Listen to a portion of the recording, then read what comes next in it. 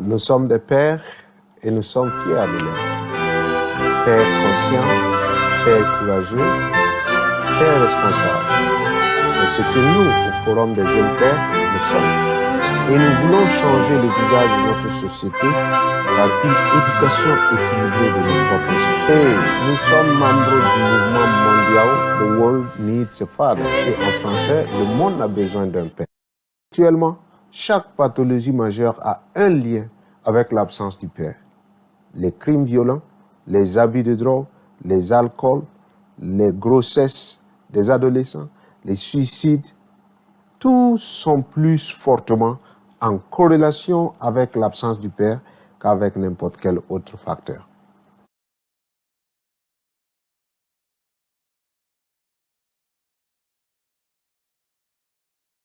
Quel est le plus gros problème dans le monde? Des recherches ont montré que dans beaucoup de pays, pendant les 5 dernières années, la vie de famille dysfonctionnelle est le plus grand problème dans le monde. L'absence du père est au cœur de tout ce problème. Les 4 préoccupations primaires globales. Dans certains pays, le chômage, la drogue et les violences vont s'ajouter à ces 4. Et ces 4 sont, premièrement, la famille. C'est une grande préoccupation globale. Deuxièmement, il y a le manque des valeurs morales. Troisièmement, il y a l'éducation. Et quatrièmement, il y a la corruption.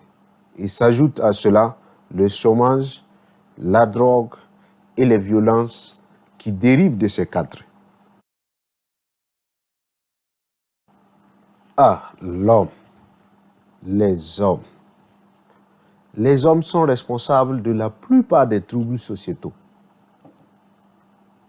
Les hommes commettent 90% des crimes majeurs. Les hommes commettent presque 100% des viols. Les hommes commettent 95% des cambriolages. Les hommes commettent 91% des délits contre la famille. Les hommes constituent 94% des conducteurs ivres. Les hommes. Et les hommes. Les hommes. 63% des suicides proviennent des foyers sans père. 70% des mineurs placés dans les institutions publiques proviennent des foyers où il n'y a pas de père. 40% de tous les enfants ne vivent pas avec leur père biologique. Pourquoi? 85% des enfants avec les problèmes de comportement proviennent des foyers sans père. Où sont leurs pères? 71% des enfants qui ne finissent pas l'école proviennent des foyers sans père. Les pères sont allés où? La source des divorces. À Moscou, en Russie, les responsables d'église estiment le divorce à un taux de 87%. Dans la tribu des Xhosa en Afrique du Sud, les enfants vont chez la grand-mère si le nouveau mari veut la femme sans les enfants de son ex-mari. C'est-à-dire qu'il y a le divorce et les femmes se remarient, divorcent, se remarient. Mais pendant ce processus, elles gagnent des enfants. Mais aucun homme ne prend une femme avec les enfants. Et les enfants sont laissés aux grandes-mères. À Sao Paulo, 27 millions de population. Le divorce atteint en 2011 268%. Pouvez-vous imaginer cela? 268%, cela veut dire que quoi? L'année en cours, le nombre de divorces est plus élevé que le nombre de mariages célébrés au cours de l'année. Cela va sans dire que les divorces couvrent jusqu'au mariage antérieur à l'année en cours. Le Bureau de recensement américain dit 2,4 millions de divorces en 2000, a recensé 2,4 millions de divorces en 2012. Pouvez-vous imaginer cela? Voilà donc d'où vient la malédiction citée dans Malachie chapitre 4 verset 6. C'est de cette malédiction qu'il s'agit. Lorsque les pères démissionnent, lorsque les pères ne prennent pas leurs responsabilités, lorsque les pères n'ont pas un véritable amour pour leur famille, le système familial sera disloqué. Et il y a ce qui précède, que nous avons cité, tous les fléaux, tout le mal qui gangrène le monde aujourd'hui, tire sa source dans ce fait que les pères n'ont pas leur cœur attaché à leurs enfants pour être présents, pour prendre leurs responsabilités morales, leurs responsabilités sociales et leurs responsabilités spirituelles dans la vie des enfants. Ah oui, mais lorsque le père est impliqué, cela a des effets dans la vie de l'enfant et de la société d'une manière générale. Nous allons donc voir les effets de l'implication du père.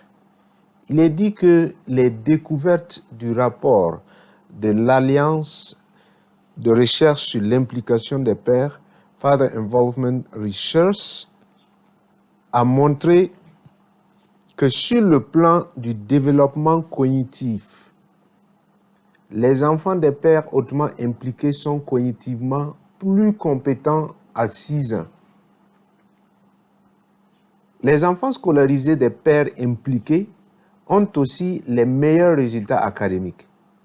Les conversations des pères avec les tout-petits sont plus sur des interrogations partielles, c'est-à-dire des questions qui reposent sur des aspects des phrases et requièrent aux enfants de s'assumer ou d'assumer la responsabilité dans la communication ou dans l'interaction.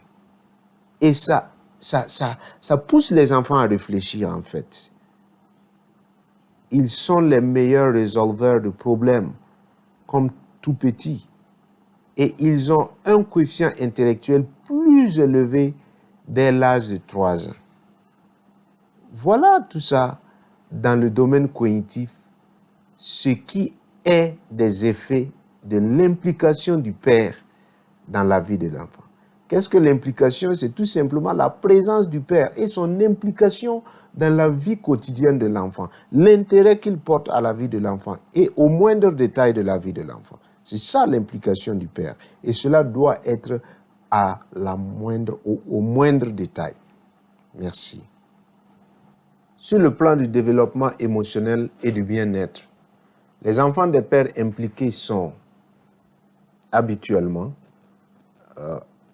capables de démontrer plus de tolérance et de capacité de gérer des situations étranges, stressantes et frustrantes. Ils connaissent moins de détresse émotionnelle. Ils manifestent très peu d'agressions, d'émotions négatives telles que la peur, la culpabilité, etc.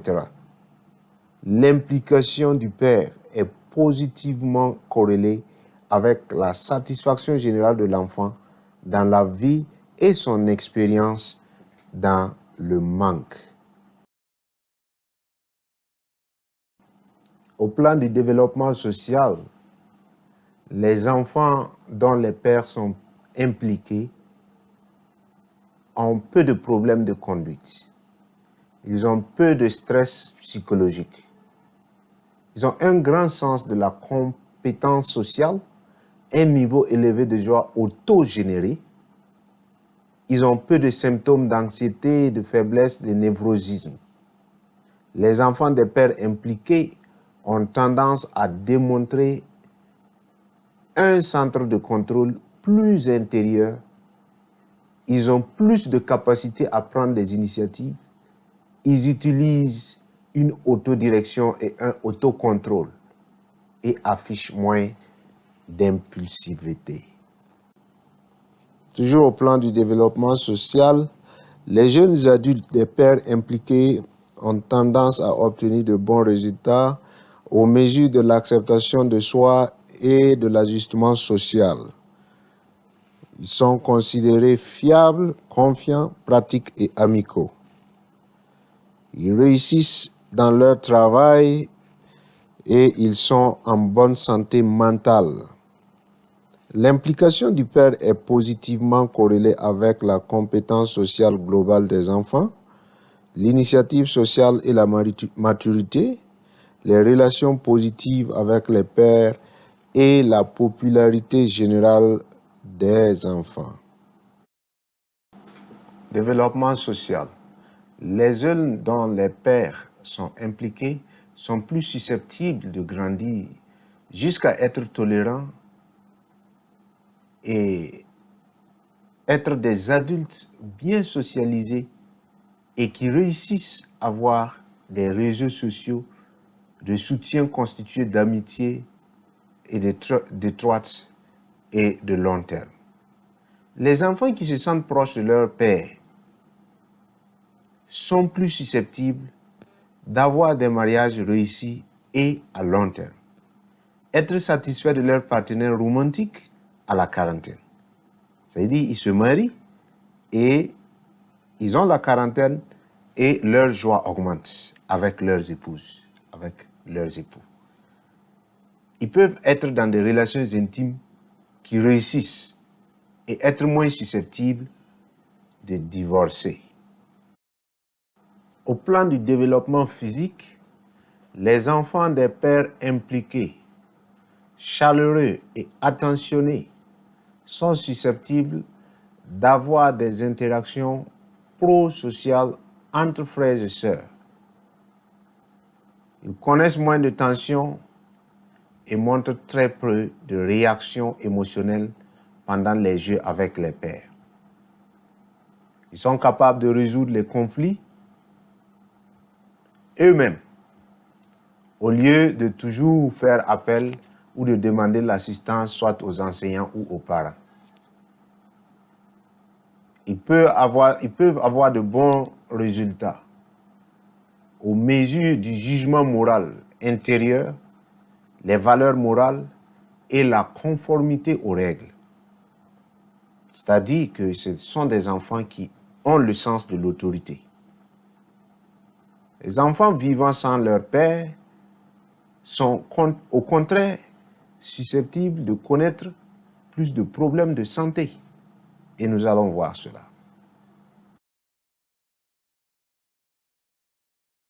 Les enfants qui vivent séparés de leur père sont plus susceptibles d'être diagnostiqués avec l'asthme, même en prenant en considération les conditions démographiques et socio-économiques. Les parents non mariés qui cohabitent et les parents non mariés séparés sont 1,76 et 2,68 fois respectivement susceptibles d'avoir leurs enfants diagnostiqués pour asthme. La rupture du mariage après la naissance est associée à une multiplication par 6 de la probabilité qu'un enfant ait besoin d'une visite aux urgences et à une multiplication par 5 d'une urgence liée à l'asthme. Le taux de mortalité infantile est de 1,8 fois plus élevé pour les enfants des mères célibataires que des mères mariées. Et les enfants obèses sont plus susceptibles de provenir des foyers sans père que les enfants non obèses. En somme, les enfants qui vivent sans leur père sont plus susceptibles de connaître des problèmes de santé que ceux qui vivent avec leur père.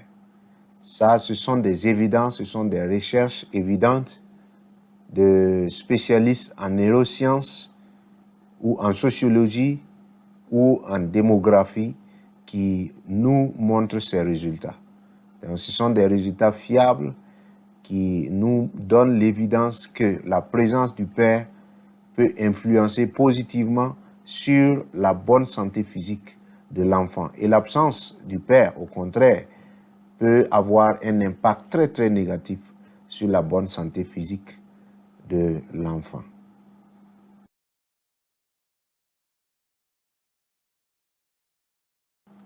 Enfin, au plan du développement spirituel, l'image de Dieu que les enfants ont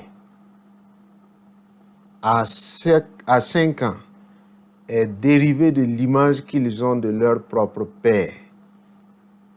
Les pères absents présentent un Dieu absent. Les pères déconnectés présentent un Dieu déconnecté. Les pères permissifs présentent un Dieu permissif. Les pères émotionnels présentent un Dieu émotionnel. En fait, nous sommes Dieu dans une peau humaine au regard de nos enfants.